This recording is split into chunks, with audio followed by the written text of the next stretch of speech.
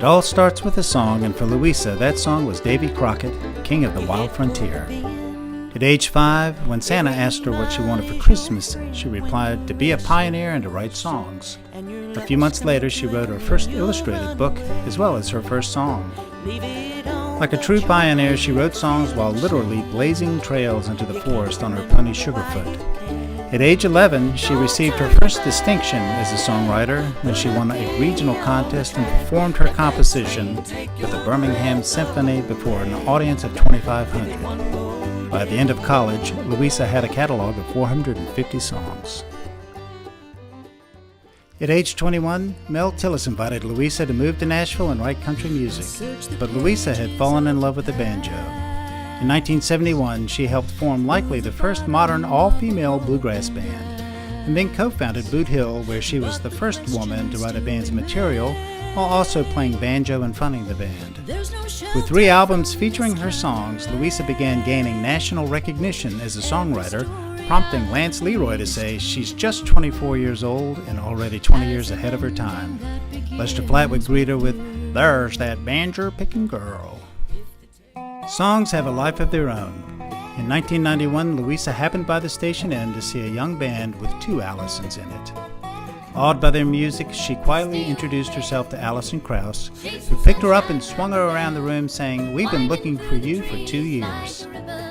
It seems Louisa was the last to know that Steel Rails was already an overnight hit around the world. This classic ushered in a whole new generation, especially girls, into bluegrass, and is still one of the longest-running chart hits, most recorded and most played bluegrass songs. When IBMA formed, Louisa took an active role participating in some of the first songwriter workshops and creating a historic 1991 workshop showcasing women and their personal stories as musicians.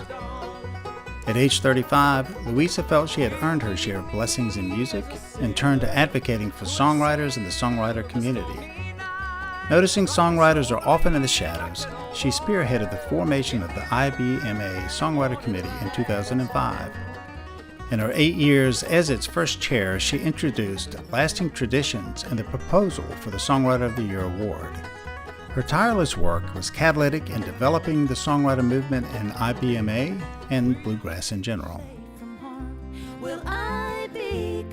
A new adventure began for Louisa with the birth of her daughter Olivia. Again, she put her experience into songs such as the award-winning Will I Be Good Enough? Always intrigued with stories of life and the resilience of the human spirit, by this time Louisa had earned a doctorate in psychology. Here she gained national recognition for research in how people use creativity to transform hardship. Meanwhile, down on the farm, she has been conducting her ongoing songwriting program at Woodsong Songwriter Retreat since 1999. Her unique approach uses both her psychology background and songwriting, emphasizing the soul of the songwriter and the soul of the song. Students call Woodsong transformative and life-changing, and often continue in the Woodsong Apprentice program.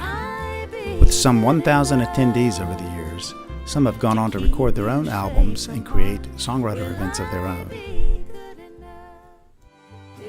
Louisa found herself facing a challenge of her own when her beloved Woodsong farm was destroyed by the deathly tornado of 2011. Facing the loss of her home, 7,000 trees, barns, and fences, she turned to song, and this time, one of her own became her guide. Ironically, This Side of Heaven had been released the day before with its prophetic message of finding the rainbow in the rain. The song was nominated for a Dove Award and became an anthem for tornado victims. Once again, people were united through her songs. While some might emerge from such an event with resignation, Louisa turned to serving others. More convinced than ever in the power of the song to heal and connect, she formed the nonprofit Screen Door Songwriter Alliance. Screen Door seeks to build community through its support of songwriters and writing to assist children and veterans. Screen Door has showcased some 200 songwriters at its annual Songwriter Festival, including children and veterans who take part during the year. While Louisa's focus has been empowering others, her own credits have continued to mount. The short list includes around 200 recorded songs, 2014 IBMA Song of the Year co-written and recorded by Lynch, 1991 Spigma Song of the Year, and Grammy cuts by Alison Krauss and John Denver, and numerous chart hits. She holds a Lifetime Achievement Award in Georgia, membership in the Atlanta Music Hall of Fame, and IBMA Recorded Event of the Year awards in 2001 and 2006. Many of her songs have crossed over to the top 10 on country, Americana, roots, and folk charts. Artists recording her songs include Claire Lynch, Alison Krauss, John Denver, Jeanette Williams, Janet McGarry, the McPeak Brothers, New Blue, and numerous others. Most prestigiously, she is a recipient of the 2017 IBMA Distinguished Achievement Award. At the present, she is working on her 12th CD. Louisa serves as a speaker about her experiences as a trailblazer in music and is publishing several books on songwriting. Most likely, however, you will find her in the trenches, working with people in their songs, or bush hogging on her John Deere tractor at Wood Songs.